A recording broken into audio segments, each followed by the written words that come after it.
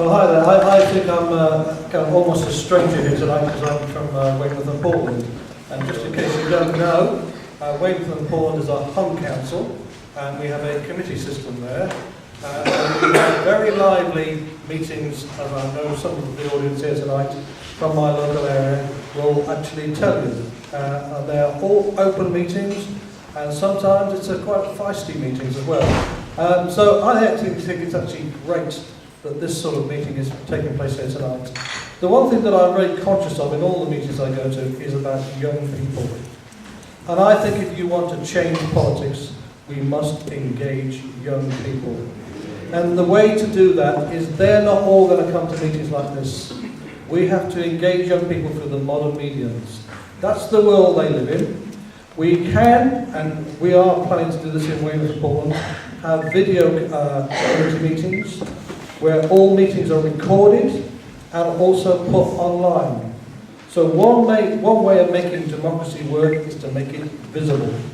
So people can see who said what and who did what and who voted for what. So we need to make councils outward looking rather than inward looking. And the way to do that is to put it out there. In relation to the structures of local governments, every now and again, ideas come up about people being unhappy with the way local government is structured and how democracy works. And people say, well, the solution is going to be X, Y, and Z. Now, I worked in a local government, and I worked in unitary authorities and in shire authorities. And I think that there's no quick win to how these things will work. You need to think them through. But in principle, I'm really in favour of exploring the idea of unitary authorities. Can I just say something about wants and needs and opinions? We have a cross-section of the community here tonight, and we may have a whole range of different opinions about different things. Let me just tell you something very quickly about why democracy is so important. In Weymouth and Portland, there are 65,000 odd people living there. Many of them are on very poor incomes. Many of them are in poor housing. Many of them have got very significant support and social needs.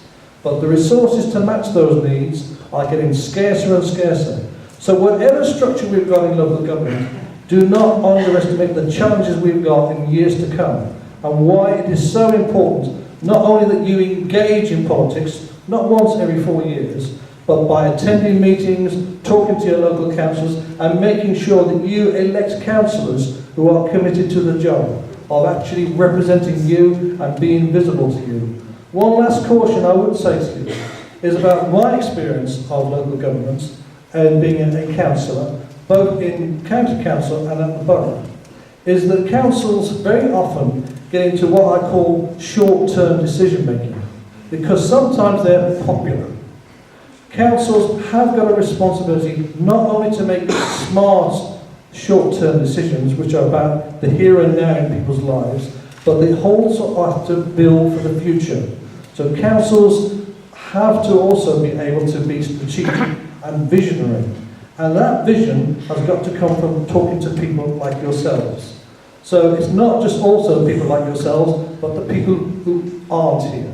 And they're equally as important to every one of us who are here tonight. Thanks very much.